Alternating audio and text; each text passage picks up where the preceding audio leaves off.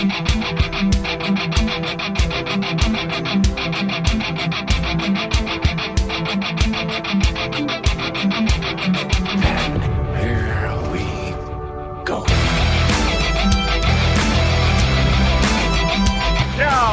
bring on the Mountaineers. Goes around about after 50, the 10 to 5. A touchdown with Virginia. He did it. He did it. That's with White. Beavers and he's gone. Touchdown. Tavon Austin. As the hills of West Virginia resound with the sounds of Golden Blue football. They want to have a 7-on-7 drill. We want to make it a fist fight. Nothing cheap, nothing dirty, but West Virginia football. From the heart. Streaming. It's Mountaineer pride. Leave no doubt tonight. No doubt. They shouldn't have played the old Golden Blue. West Virginia is a special place. People of the state that have great pride in this WV logo. Ain't no stopping the Golden Blue. It is a great night to be a Mountaineer wherever you may be. And now it's the show brought to you by Mountaineer fans for Mountaineer fans, the Country Roads Webcast. What's going on, Mountaineer Nation? Welcome into Season 6, Episode 174 of the CRW Podcast as we get set to review and react to West Virginia's 48-34 loss to the Oklahoma State Cowboys in Game 7 of the 2023 WVU football season. Second consecutive loss for the Mountaineers, and tough one to swallow, especially coming off of a heartbreaking defeat the week before. We were hoping to see the team bounce back. In some ways they did, in a lot of ways they didn't, and ultimately they come out on the wrong side of the result in this one, adding a third loss to their season this year, bringing their overall record to 4-3 overall and 2-2 within the Big 12 Conference. We'll break down some of the stats here momentarily after I give some of my takeaways, and then we'll take a look around the Big 12 to close out this episode. We'll try and keep it as brief as possible for you here. I know you guys are tired of hearing about these losses. We're tired of discussing them as well. So hopefully moving along, we'll have more positive things to talk about, and we can run these episodes a little bit longer because people will be excited to listen to them rather than, dreading having to relive painful memories of these defeats in recent weeks. But let's dive in right now. I'm going to lead it off just kind of talking a little bit about a couple of sequences that I thought were very impactful to the game, particularly in the second half. I thought that's when things really changed for West Virginia, especially in the fourth quarter. They were up, 24-20 at one point in the fourth quarter. You get the muff punt, which I'll get into momentarily. But before we get there, there was a sequence that actually started the second half that I think was really key that's kind of been overlooked a lot because to me, I jotted it down in my notes. I think it made a difference, especially throughout the third quarter, which of course impacted the entire second half.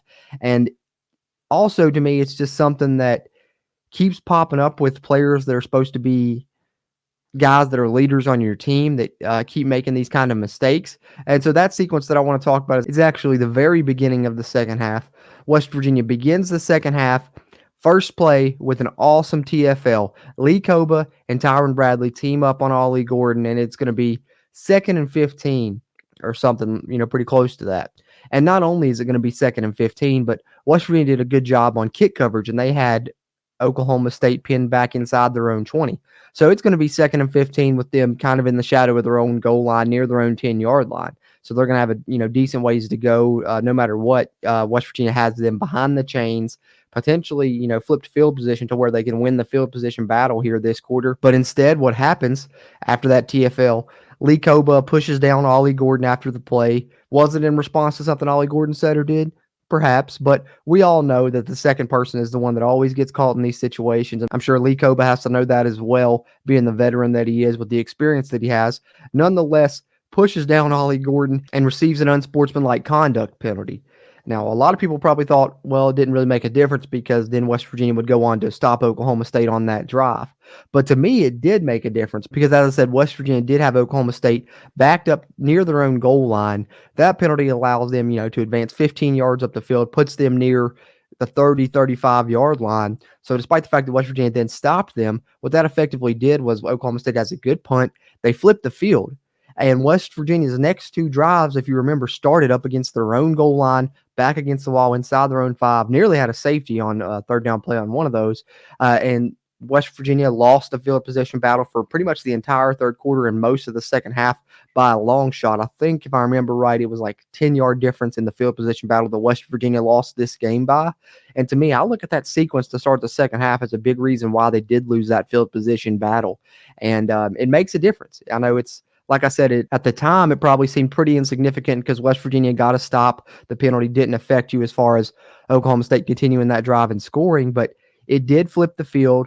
West Virginia lost the field position battle, and when West Virginia is a team that needs to do all the little things right to be able to win these games, when you have that small margin of error, West Virginia had too many errors in this game, and one of those was in field position. They lost that battle, and I think that penalty to start the second half was a big reason why in the second half that happened when you look at West Virginia's next few drives and where they started and where they had to try and play from there.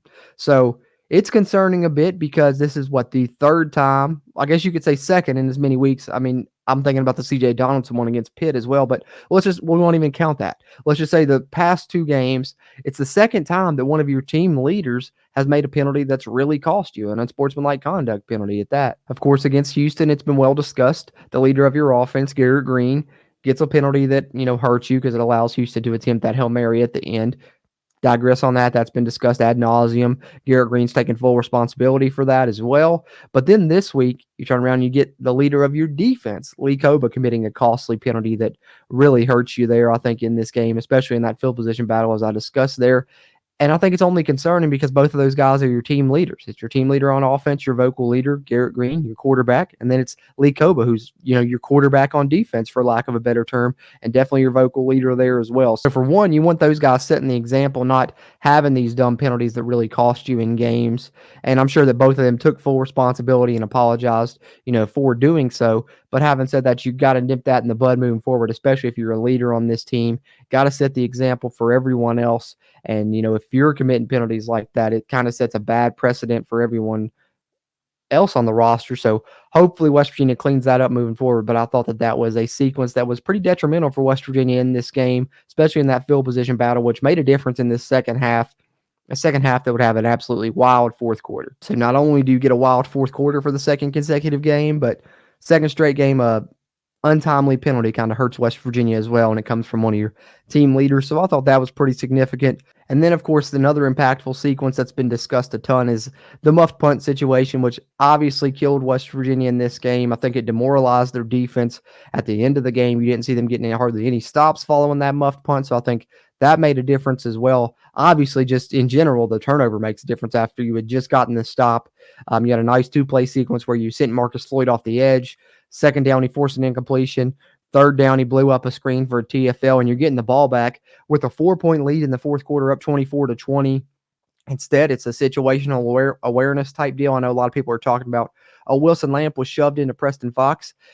Maybe he was, but the thing is, the rules, like as long as the defenders outside that 1-yard halo, they can be engaged with the player, and if they're already engaged coming down the field, they're not going to call it a penalty unless it's a situation where your player standing there, that guy comes running out of nowhere, then shoves him into your guy, but they were already engaged coming down the field. So I believe that was the explanation for it. Plus the distance away from Fox was enough, in regards to staying out of that halo that you're supposed to grant the return man. But regardless, doesn't matter whether you think it was legal, illegal, it happened, and it can't happen for West Virginia.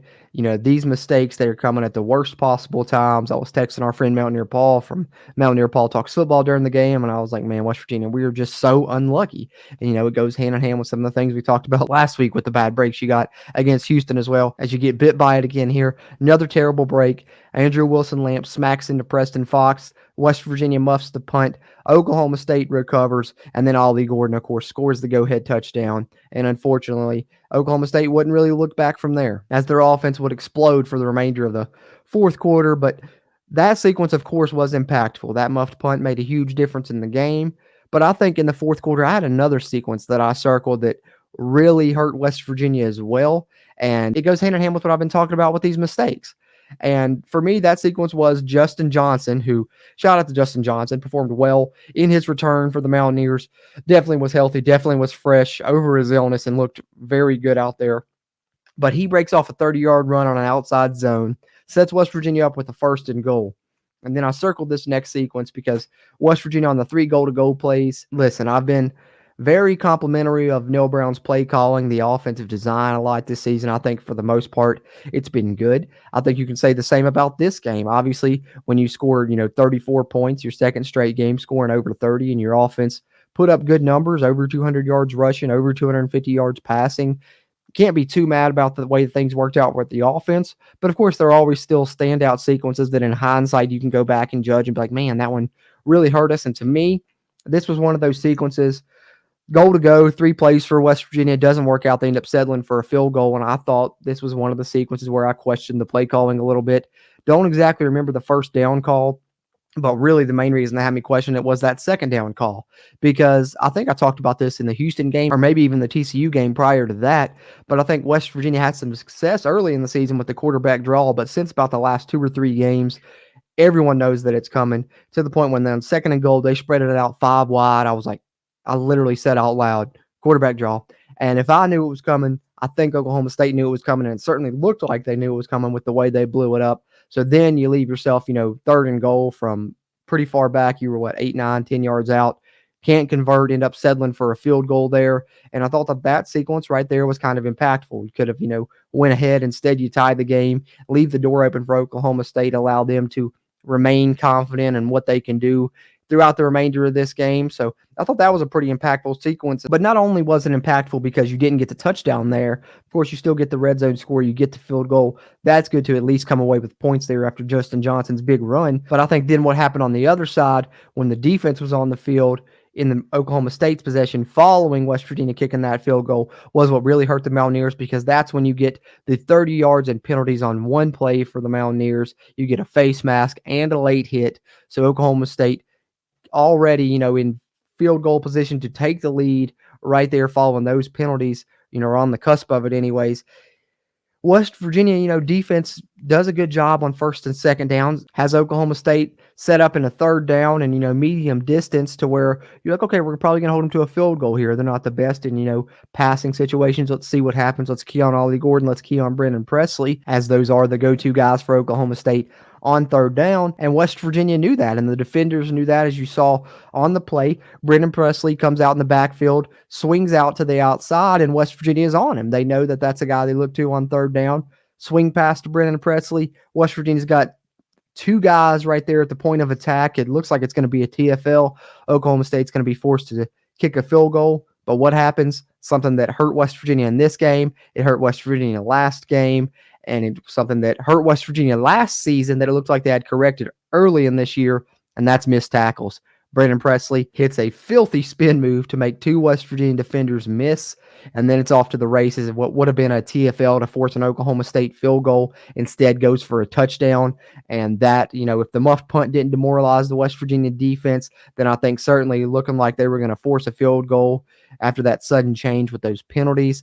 They get that third down. Brennan Presley hits him with that spin move and scores a touchdown. And then I think the defense was just kind of shell-shocked for the remainder of the fourth quarter, because you've seen on Oklahoma State's next 2 possessions, Ollie Gordon just breaks long runs and seals the deal. 46-yard touchdown run, and then a 53-yard touchdown run after a quick West Virginia response. So I think that, the muffed punt combined with the penalties and then the missed tackle on what should have been a TFL on third down, those 3 things really demoralized West Virginia's defense there at the end of the fourth quarter.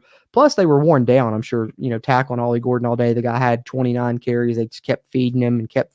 And West Virginia had to go out and try and tackle him every play. And by the end, they were tired, plus demoralized from those things. And I think that's one of the reasons you saw Ollie Gordon break those long touchdown runs at the end. Plus, he's just a very special player. So ultimately, at the end, it doesn't come out in West Virginia's favor. A fourth quarter that saw you have a 24-20 lead at one point, unfortunately swings the other way, and West Virginia falls 48-34 to the Oklahoma State Cowboys. And those are just some of the sequences that I thought were very impactful in resulting in that loss, especially in the second half of the game. So that's kind of my takeaways I wanted to share. Now let's take a look at some of the numbers, both individually and team statistics for West Virginia in this loss, before we take a look around the Big 12 to wrap up here on episode 174 of the CRW podcast.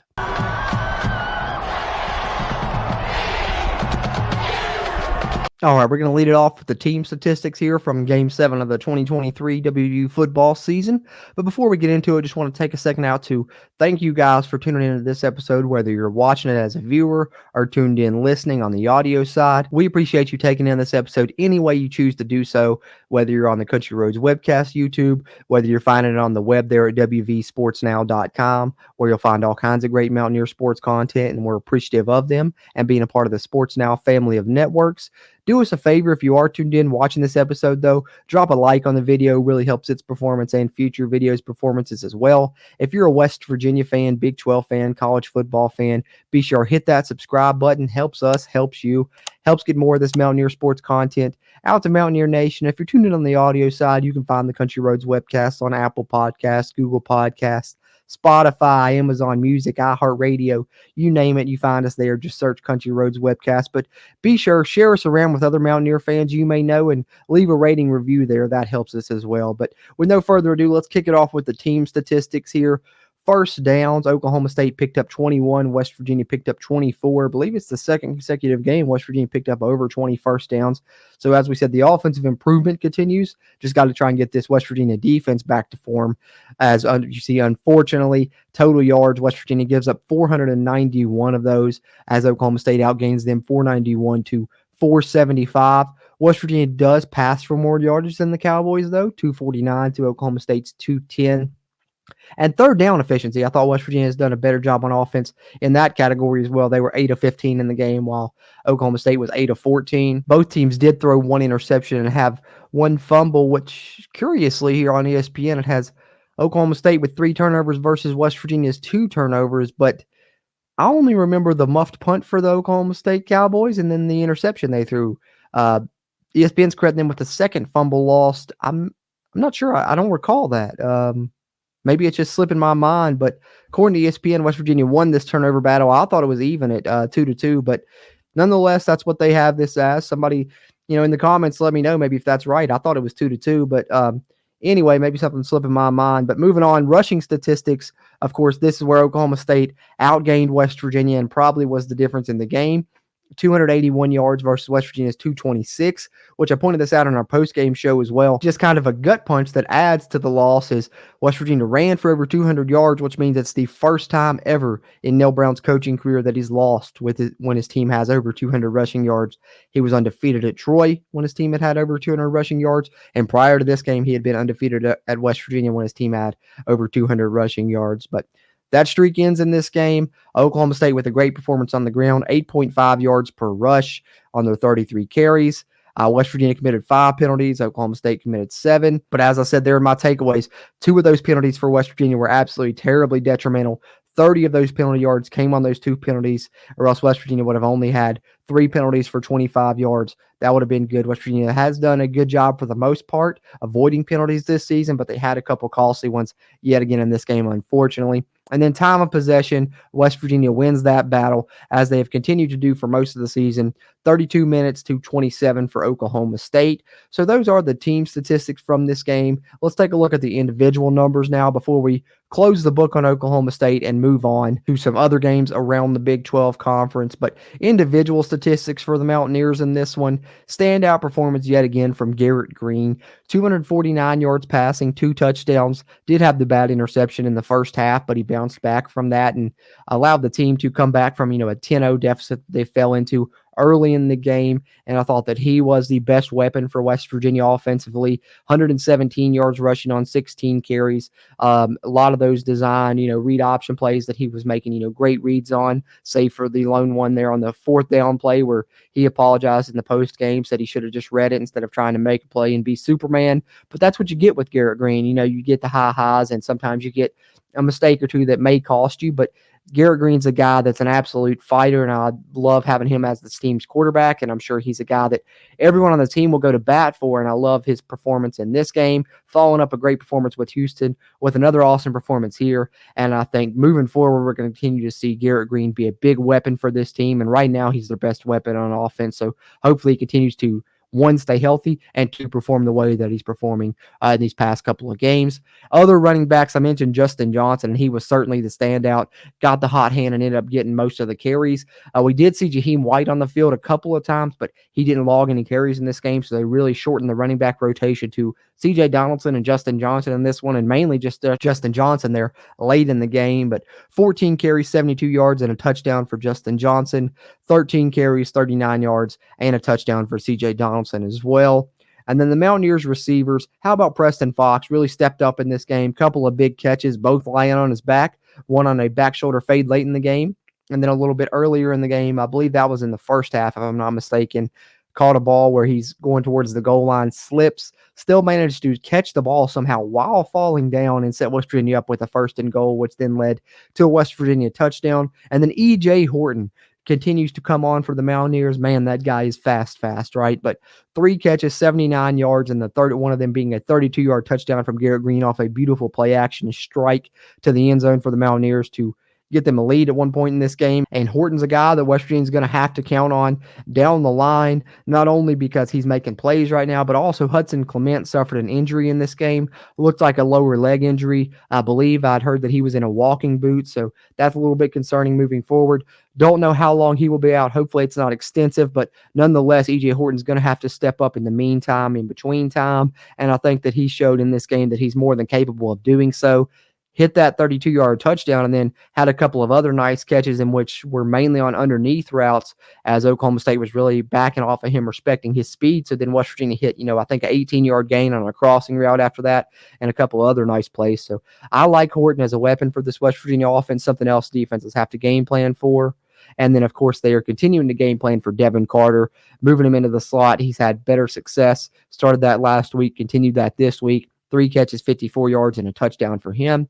1 catch, 16 yards for Traylon Ray. 2 catches, 11 yards for C.J. Donaldson. 2 catches, 8 yards for Cole Taylor. And, we've praised him all season, but probably his worst game of the year right now, if we're being honest.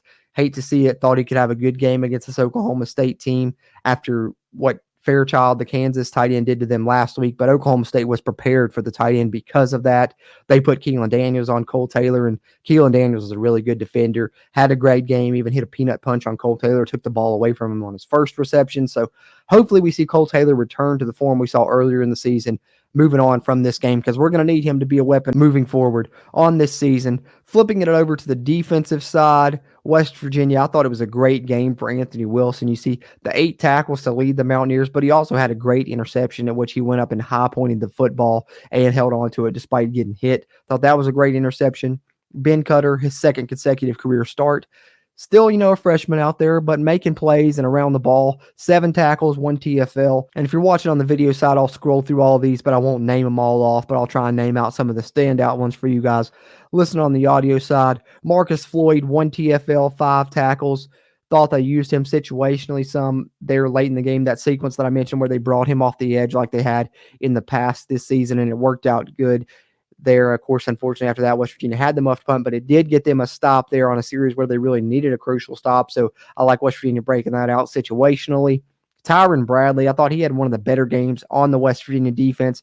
1.5 tackles for a loss and 5 total tackles, and seemed like he was in the Oklahoma State backfield a lot more often than not. Hershey McLaurin also added a tackle for a loss, half a tackle for a loss for Lee Koba that he split with Tyron Bradley, and then you get a TFL for Mike Lockhart as well in this game. Unfortunately for the Mountaineers, the thing that you hate to see, and I think a lot of this is credit to Oklahoma State's Alan Bowman, who really does a good job getting the ball out quickly and some of the way that they design things for him, but no sacks for the Mountaineers. Kind of the 2nd consecutive game, the pass rush has left a little bit to be desired, and I think that's probably a reason why you've seen the defense struggle for 2 consecutive games as well. West Virginia needs to be able to generate a pass rush, so they are certainly missing Trey Lathan. Make no mistake about it on this West Virginia defense, but got to find some answers moving forward and have some better performances if West Virginia is going to right the ship coming up starting this week as they hit the road to take on UCF. But that will pretty much wrap us up here. I guess we'll put a bow on this Oklahoma State contest there with the discussion of the team statistics there.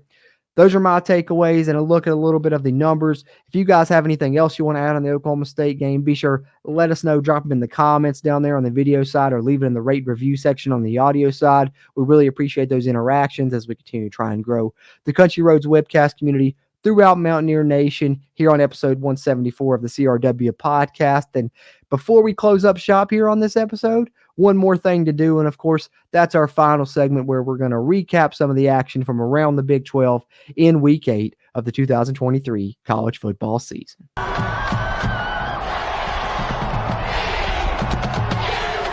All right, all Saturday games here in week 8, kicking it off with Baylor heading into Cincinnati and taking down the Bearcats 32-29.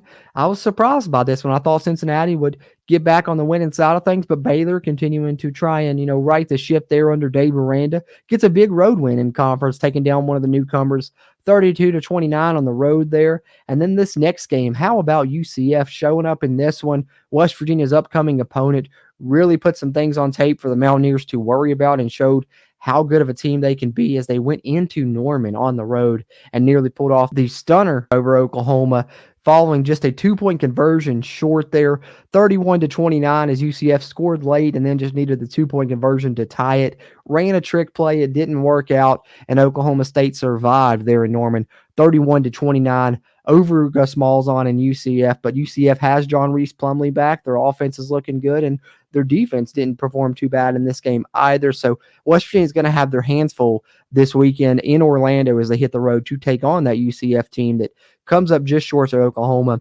this week. And then, of course, we talked about the Cowboys taking down the Mountaineers 48-34, unfortunately. And then next, Texas headed to Houston. And I told everyone this was a game that Houston probably had circled on their schedule, and they certainly played like they did. I know at the end there was a very questionable spot. Looks like Houston had a first down when they were trying to tie the game. Instead, it ends up 4th and inches. And I know a lot of people have been questioning the play call there by Dana Holgorsen on that 4th and inches. A rollout for Donovan Smith, and he misses a throw that effectively ends the game. Texas survived 31-24 over Houston. But if I'm Houston, I'm like, man, Donovan Smith's 6'6". I know Texas is a dominant in the trenches a lot, and Houston really struggled to run the ball in that game. But you got to think your 6'6" quarterback can get, 6 inches if you run a little tush push there or something. I don't know. Like I said, hindsight's 20/20. And of course, these are do a little bit of a Monday morning quarterbacking as well. But nonetheless, Houston puts up a valiant effort, but falls at home 31-24 to Texas. And then BYU, one of the newcomers, gets a big win there against one of the original Big 12 members there in Texas Tech as they defeat them at home 27-14. So, Texas Tech is looking a lot different than the team we thought they would be coming into the season at this point. I know they're down to their 3rd string quarterback, so that's probably playing a part as well. But they did battle in this game. But if I'm a Texas Tech fan, I know I've mentioned this in the past, man, I'm looking at Zach Kitley like, give Tosh Brooks the ball more. Like, give Tosh Brooks some carries. This guy needs it. I know Zach Kitley's offense is more designed on throwing the ball around the yard, but man, you're playing a freshman, a 3rd string freshman at that. I mean, I think they did a better job of it in this game. I think Tosh Brooks had over 30 carries, but nonetheless, that would be the focal point of my offense, would just be giving him as many touches as possible. Not even just handing it off. Let's throw it to him some too, try and get him involved there. But what do I know? I'm just on the outside looking in, like I said, Monday morning quarterbacking a little bit here, but I'm also just a fan of Tosh Brooks' game, and I think he can make a big difference. But unfortunately, that difference wasn't made in this game for the Red Raiders, and it's the BYU Cougars that come out on top at home, 27-14 over Texas Tech. And then lastly, in what was our game of the week in week 8 of the Big 12 Conference here on the Country Roads Webcast, and man, oh man, I did not see this blowout coming. 41-3. Kansas State takes down TCU at home there in Manhattan. And, TCU with Josh Hoover, we thought maybe this is what they needed. They just needed that quarterback change. Now things are going to change for the Horned Frogs, but that did not appear to be the case in this game. Josh Hoover struggled a good bit more than he did in his first contest. Only 187 yards passing, 23 of 43, threw an interception, whereas Kansas State, I thought, did a great job. I talked last week about them going to Avery Johnson. They did, but they didn't go to him exclusively. They still didn't give up on Will Howard, and I thought he had a good bounce-back performance. I believe he threw 3 touchdowns, and, playing him and Avery Johnson together was effective. Avery Johnson threw for a touchdown as well, and then, of course, was able to use his legs as a weapon, 73 yards rushing to contribute to a Kansas State offense that absolutely dominated TCU on the ground. Will Howard added over 60 yards rushing himself. Both the running backs had 80-plus yards rushing, and they ran for over 340 yards on TCU, and, of course, that's a big reason why they were able to win this game. So don't look now, but Kansas State may just have righted the ship and may be hitting their stride at the right time now, getting Avery Johnson involved in the offense. Their offense certainly looks leagues different than it did earlier in this season. The defense played very well in this game as well, and it leads to a huge margin of victory for the Wildcats there in Manhattan in our game of the week in Week 8 here as Kansas State takes down TCU in a rematch of last year's Big 12 conference game. Kansas State beat them then. They beat them now. 41-3, they take down TCU, and that will pretty much wrap us up here on our Around the Big 12 segment here on Season 6, Episode 174 of CRW Podcast.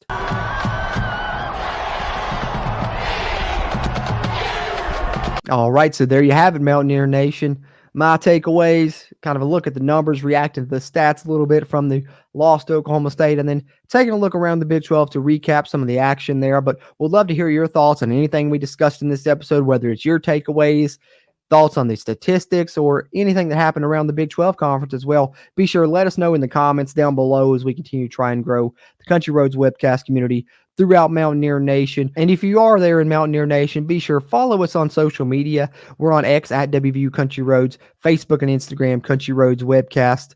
Looking forward to, previewing this UCF game as this week progresses. So be on the lookout for the UCF Preview and Predictions podcast releasing later this week. And we'll have all kinds of other content popping up on the Country Roads Webcast YouTube channel. So be sure to check us out there if you don't already as well. But really appreciate you guys tuning into this episode, whether you viewed it or you listened to it. I know it was coming after another disappointing defeat, but hopefully, they always say the night is darkest just before the dawn. So hopefully that for West Virginia comes this weekend and that sun starts to rise as West Virginia gets a shot at another Big 12 newcomer and hopes to have a more positive result this time on the road for a noon kick there against UCF. And look forward to talking about that one more as this week progresses and talking more with you guys as well as we'll have some live streams here on the Country Roads Webcast channel as well. Appreciate you guys as always. I'm Jordan Cruz, and until next time, let's go Mountaineers. If you really want to know, then come on, let's go.